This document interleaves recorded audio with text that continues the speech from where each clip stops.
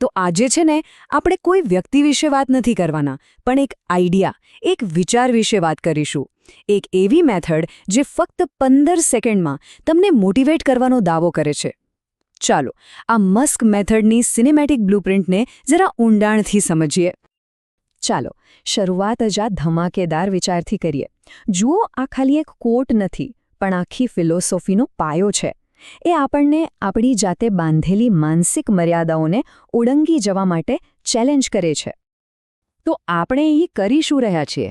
આપણે કોઈ વ્યક્તિની બાયોગ્રાફી નથી જોઈ રહ્યા. ના, આપણે તો જે સોર્સ મટીરિયલ છે ને એનું જ એનાલિસિસ કરી રહ્યા છીએ. મતલબ કે એક 15 સેકન્ડની મોટિવેશનલ સ્ક્રિપ્ટ, અને આપણે એના ટુકડા કરીને સમજીશું કે ભાઈ આ કામ કરે કેવી રીતે છે. જરા સ્પષ્ટ કરી દઉં, આપણો જે સોર્સ છે ને એ મીડિયાનો એક નાનકડો પણ ખૂબ જ પાવરફુલ ટુકડો છે. એકદમ ટૂંકો, ફાસ્ટ અને સીધો અસર કરવા માટે જ બનાવેલો છે. ઓછો સમય પણ ઇમ્પેક્ટ મેક્સિમમ. ઓકે, તો ચાલો આ બ્લુપ્રિન્ટને એકદમ પાયાથી શરૂ કરીએ. આ પિરામિડનો બેઝ છે માઇન્ડસેટ, એટલે કે વિચારવાની રીત.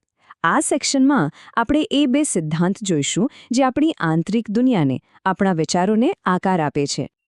સૌથી પહેલો સિદ્ધાંત, અને સાચું કહું તો અહીંથી જ આખી ગેમ શરૂ થાય છે. ચાલો જોઈએ શું છે. આની ખાસ વાત એ છે કે આ ખાલી મોટા સપના જોવાની વાત નથી. આ તો એનાથી પણ એક સ્ટેપ આગળ છે.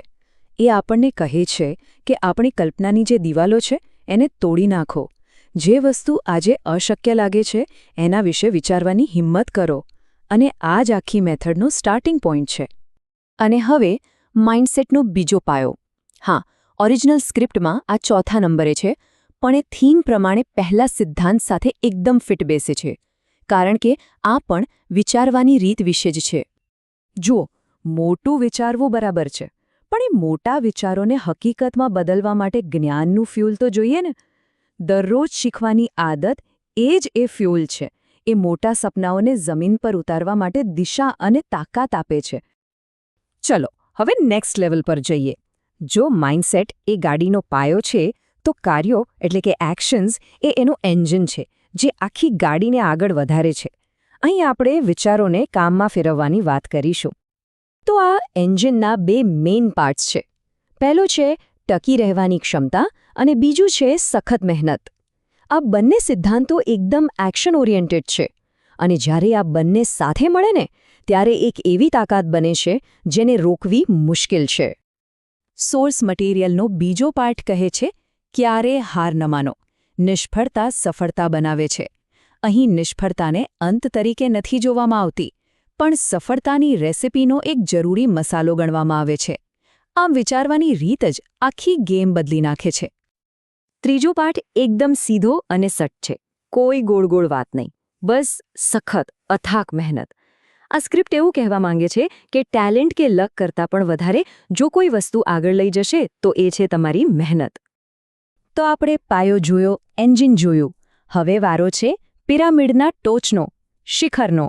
એ છેલ્લો સિદ્ધાંત જે આ બધી મહેનત અને મોટા સપનાઓને એક મકસદ, એક કારણ આપે છે.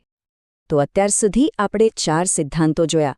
મોટું વિચારો, સતત શીખતા રહો, નિષ્ફળતામાં હાર ના માનો અને સખત મહેનત કરો. પણ આ બધું કરવાનું શા માટે? આ બધાનો અંતિમ ગોલ શું છે? અને અહીં આવે છે છેલ્લું અને કદાચ સૌથી મહત્વનો પાર્ટ. આ પાંચમો સિદ્ધાંત જે ગુંદર છે, જે આખી બ્લુપ્રિન્ટને જોડી રાખે છે. એ સિમ્પલ વાત કરે છે. આ બધી દોડધામ, આટલી મહેનત, આ મોટા સપના એ ફક્ત પોતાના માટે નથી. એનો હેતુ માનવતાના ભલા માટે હોવો જોઈએ. અને જુઓ, આ એક જ ઉદ્દેશ્ય બાકીના 4 સિદ્ધાંતોને એક સાચો મતલબ અને પ્રેરણા આપી દે છે. તો આ સમગ્ર વિશ્લેષણના અંતે સોર્સ મટીરિયલ આપણને એક મોટા સવાલ સાથે છોડી જાય છે. આપણી મહત્વાકાંક્ષાનો, આપણા એમ્બિશનનો અંતિમ ઉદ્દેશ્ય શું છે? શું એ ફક્ત આપણી પોતાની સફળતા માટે છે? કે પછી એનો હેતુ એનાથી પણ કંઈક મોટો, કંઈક વધારે સાર્વત્રિક હોવો જોઈએ?